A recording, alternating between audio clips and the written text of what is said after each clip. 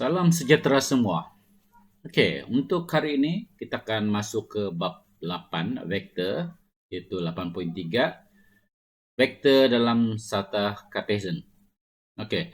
Sebenarnya dalam vektor ni dia banyak dia boleh present vektor ni dalam bentuk-bentuk yang lain. Jadi ini kita represent ini vektor dalam satah Cartesian. Kalau yang seperti yang kita ketahui, satah Cartesian itu adalah satah yang terdiri daripada yang sini ya, yang ada paksi X dan paksi Y. Okey. Untuk vektor yang bermagnitud 1 dan selari dengan paksi X, ini paksi X keyword ya, dipanggil vektor I, ombak. Dan ditulis sebagai I10. Maksud dia I lah. Okey. I10. Manakala vektor yang bermagnitud 1 unit dan selari dengan paksi Y dipanggil sebagai vektor J, ombak, dan ditulis sebagai J01 ataupun bersama dengan magnitud 1. Ini pun 1 jugalah. Jadi jika kita gabungkan kedua-dua ini, kita akan dapat begini. Dia vektor dalam satah Cartesian boleh direpresent sebagai I, ombak, dan J, ombak. Dia begitu. X, Y. Ya, ataupun dalam bentuk yang equivalent dia, ini ada paksi X dan ini adalah Y. IJ. Untuk mengingat ni mudah saja. X, Y. Y lahir selepas X. IJ. J lahir sebelum I. So, begitu cara dia punya penulisan. Okey, cuba kita lihatkan perhati gambar rajah yang berikut. Okey, ini kita katakan koordinat titik B ialah BXY, X dan Y. Oleh itu, kita boleh katakan vektor kedudukan bagi B relatif kepada titik O adalah OB. Okey, OB ya. Oleh itu, OB boleh ditulis sebagai yang pertama ialah 1, 2, 3. So, dia akan jadi 3i ya, X jadi 3i, dia boleh tulis dengan 3i dan juga kita tengok Y dia 1, 2, 3, 4, 4J. Okey, jadi dalam ini ditulis sebagai, kita tahu koordinat dia adalah 3, 4. Okey, di mana 3 adalah X, Y adalah 4. Kita confirm balik, 1, 2, 3, 4. Betul. Okey, kemudian dikatakan OB. Jadi kita boleh tulis OB ditulis sebagai gabungan vektor dalam ni lah. Jadi kita substitute saja X dengan 3 dan substitute Y dengan 4. So dia jadi, kalau ini ditulis dia jadi 3 I ombak tambah 4 J. Gitu. Jadi ini adalah vektor, gabungan vektor. OB juga boleh tulis dalam bentuk vektor lajur. Okay, ini dalam bentuk lain ya. Kita juga boleh tulis dia dalam bentuk beginilah. 3, 4. Okay, ini yang bentuk kedua. Dan terakhir sekali, ini pula adalah untuk mau cari dia punya magnitude. Untuk magnitude, kita boleh menggunakan teorem Pythagoras. Seperti yang kita tahu, teorem Pythagoras yang ini adalah hypotenuse dia. Jadi, untuk mendapatkannya, yang X kuasa 2 ditambahkan dengan Y kuasa 2. Dan kedua-duanya ini dipuncak kuasakan untuk mendapatkan magnitude ataupun distance OB. Okey, jadi kalau di sini kita sudah tahu bahwa X bersama dengan 3 kuasa 2, tambah Y adalah 4 kuasa 2. So, dia akan dapat puncak kuasa 9 dan 16. So, yang ini dia akan dapat sebagai puncak kuasa 25, 9 campur 16. Jadi 25. 25 puncak kuasa 25 adalah 5 unit. Jadi ini adalah magnitude dia. Okay. Jadi di sini saya telah tunjukkan bagaimana vektor kedudukan dia dan juga bagaimana dia punya magnitude dicari. Okey. Lihat soalan contoh 13. Contoh 13 ini boleh didapati di muka surat. Contoh tengok je MS 228. Oke, di sini diberikan titik E12, B negatif 45, C 83, D negatif 7, negatif 4, dan O ialah asalan pada satah Cartesius. Ungkapkan vektor OA, OB, OC, OD dalam bentuk yang inilah. Ini apa tadi tuh? Kita tengok ujung balik di atas. Dia adalah bentuk vektor lajur. Oke, ini vektor lajur. Manakala yang satu lagi ialah bentuk gabungan vektor. Oke. Jadi itu kedua-duanya sekali. Oke, untuk E, untuk semua titik ini, kita mau dia ditulis dalam bentuk ini, maka oleh itu kita punya, katakanlah untuk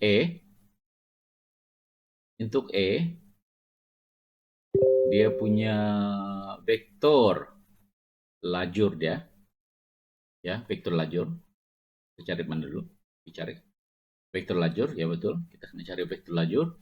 Ini sebagai 1, 2. Oke. Untuk B,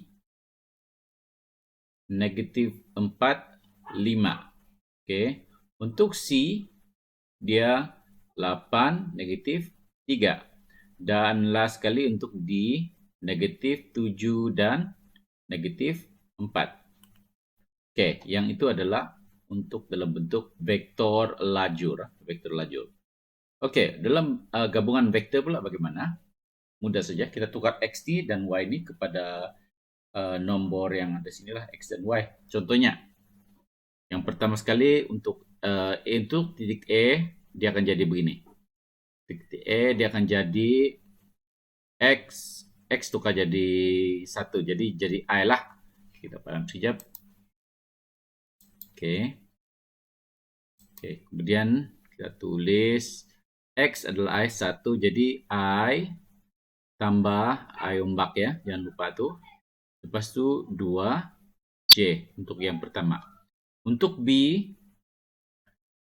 negatif 4I ombak tambah dengan 5J. Oke, C adalah 8I ditambah dengan, bukan tambah, ini silap ditolak, so ada 3 kan. Jadi ditolak. So, dia akan jadi, seterusnya akan tolak. Oke. 3J. Mudah kan? Oke, seterusnya untuk D. Yang terakhir.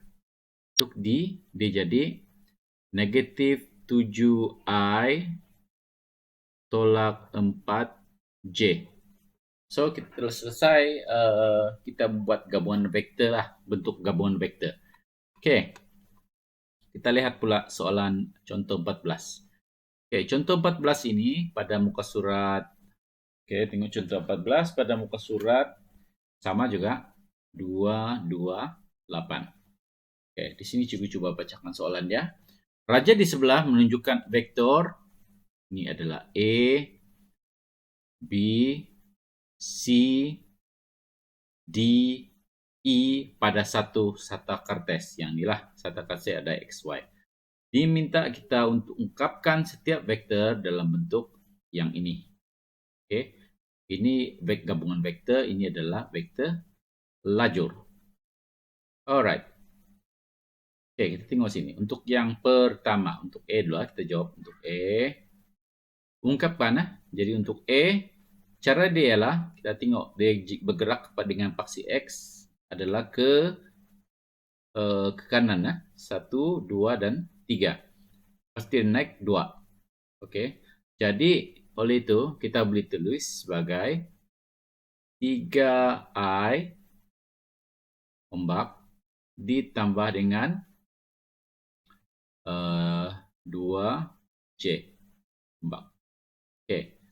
Manakala dalam bentuk vektor lajur pula, dia bentuknya 3, 2. Oke. Ini yang untuk E. Baik. Untuk B. Yang B ya, yang B ini. B kita tengok dia pergi ke kanan berapa? 1, 2, 3, 4. Lepas tu dia turun 1, 2, 2 lah.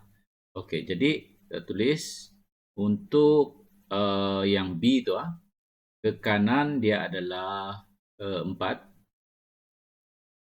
4i. 4i. Lepas tu oleh kerana dia turun ke arah negatif, maka kita tolak negatif, dia turun kepada 2 tempat. Ini adalah J. Okey. Jadi oleh itu dia akan jadi 4 negatif 2. Selesai. Ini adalah A, ini adalah untuk B. Okey. Okey. A, B. How about C? C yang inilah C ya.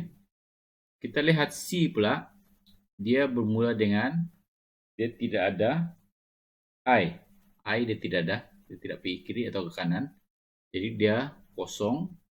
Tolak dia hanya ada komponen untuk J, yaitu 3J. Right. Okay, dalam ledger pula dia bentuk begini ya. Jadi kosong, negatif, 3. So begitu. Boleh setakat ni. Alright. Seterusnya D. Untuk D ya. D. Bagaimana pula dengan D? Kalau lihat D, dia hanya mempunyai komponen I saja ya.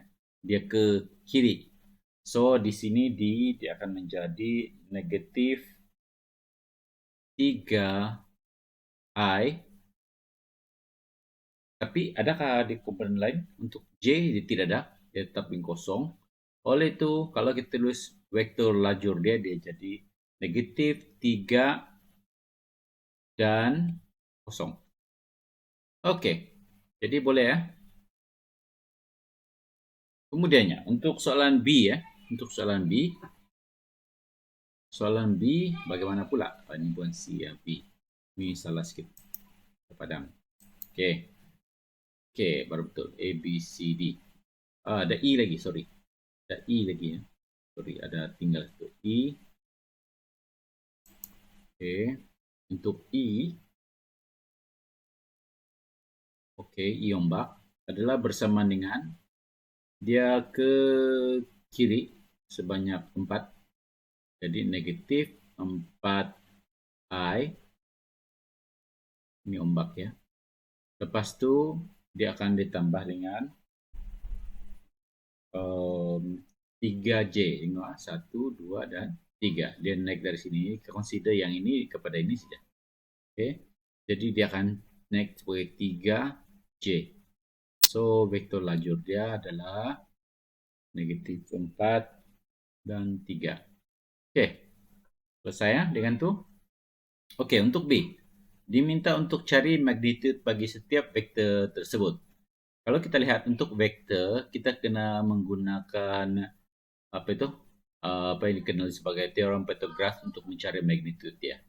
Jadi untuk yang sini mudah saja. Untuk B, untuk A, oke, kita mesti tanda begini ya. A ini menunjukkan dia adalah yang kita mau cari adalah magnitude, dia modulus. Oke, kita akan tanda 3 plus 2 ada kuasa 2 ya. Jadi kita akan dapat sebagai, kita ambil kalkulator sekejap. Oke, sekejap kalkulator.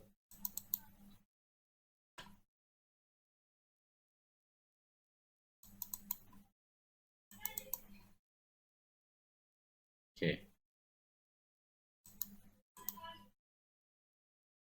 Kalkulator. Kita tengok macam mana mengkira dia. Kita letak dengan kita on dia, lepas kita tekan punca kuasa. Kita tekan 3 kuasa 2 ditambah dengan 2 kuasa 2. Dia punya jawapan adalah punca kuasa 13 ataupun 3.606. 3.606. unit. Pastikan kita letak unit lah, kalau tidak disebut apa-apa. Kalau di cm, perlu ikut cm lah. Oke, untuk B. Sama juga. B ombak. Dia adalah bersama dengan punca kuasa, tengok B tadi ya, 4 dan negatif 2. Jadi kita buat beginilah. 4 kuasa 2 tambah dengan negatif 2 kuasa 2. Ingat, kalau dia ada negatif, kasih begini dalam kurungan ya, supaya tidak confuse. So, ini kita akan dapat, sekali lagi kita gunakan calculator untuk membuat pengiraan. Oke, kita kasih clear sedikit. Kemudian punca kuasa. Lepas itu kalau kita takut dia tersilap, kita buat beginilah. 4 kuasa 2 ditambahkan dengan kita buat kurungan negatif 2, lepas itu kuasa 2, lepas itu kita tutup kurungan. Berhati-hati apabila menggunakan kurungan, sebab kalau kurungan dia buka, mesti dia ada tutup juga. Jadi kalau di sini dia ada 1 buka, tutup, buka, 2 buka, 1 tutup, 2 tutup. Jadi ini oke. Dia akan dapat jawaban sebagai beginilah. Tapi kalau kita tukar dalam bentuk yang bentuk desimal, dia akan dapat beginilah. 4.472 unit. Oke, untuk B. Untuk C. C bagaimana pula? Sama juga. Punca kuasa C adalah, sini adalah kosong tambah dengan negatif 3 kuasa 2. So, ini senanglah. Oke. 9 punca kuasa balik. Jadi 3 lah jawabannya. 3 unit. Boleh? Oke, untuk D. D, oh sorry, bukan itu D ya. D dia kena begini. D. Oke, kalau D pula, dia adalah sama dengan punca kuasa juga. Untuk D, sini adalah negatif 3 kuasa 2 tambah dengan kosong.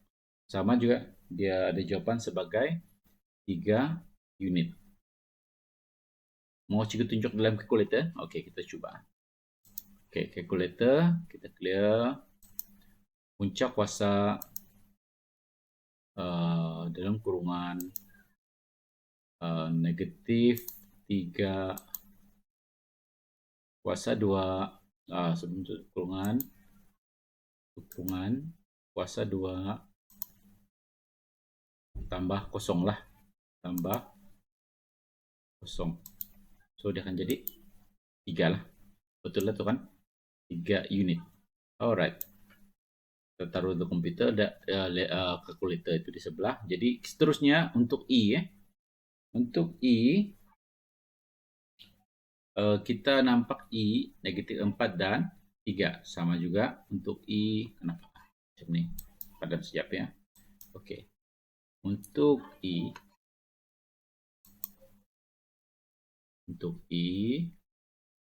sama juga punca kuasa. Oke. Untuk I, kita sudah nampak sini. So, negatif 4, kasih kurung sedikit, kuasa 2, tambah 3 kuasa 2. Lari pula kuasa 2. Cantik. Oke. Oke. Cantik sedikit. Sini adalah kuasa 2 deh. So, ini kita akan cari calculator juga. Sebenarnya boleh dicongak, tapi kalau mau guna calculator pun tidak masalah. Kita masukkan calculator. Lepas itu kita clear. Punca kuasa. Kita buat kurungan. Negatif 4 ke 2 tambah lagi adalah 3 kuasa 2 bersama dengan jawabannya adalah 5 unit. So, di sini jawabannya adalah 5 unit. So, begitulah dia punya cara bagaimana untuk menyelesaikan yang soalan B lah. Oke, yang C. Adakah vektor B dan E selari? Kita tengok B dan E selari. Oke. Kalau kita lihat B dan E sama ada dia selari atau tidak, sebenarnya kita tengok dia punya mana tuh B, B dan E. Kalau kita lihat di sini, ini 4 negatif 2. Ini adalah 4 3. Jadi kalau kita lihat di sini, kita cari keturunan dia. So, untuk selari, dia punya syarat dia mestilah mempunyai keturunan yang sama, yaitu X dan Y dia. Y per X sepatutnya dia akan dapat sama nih kalau dia selari. Tapi dalam keadaan ini kita tahu bahwa negatif 2 per 4 tidaklah sama dengan 3 per negatif 4. Betul? Walaupun dia punya arah sama. Dia punya arah, yalah, dia condong ke arah yang sama lah. Okay, arah dia, of course, dia berbeza. Oke, jadi kita boleh katakan bahwa untuk C, kita tulis sebagai vektor B dan E tidak selari kerana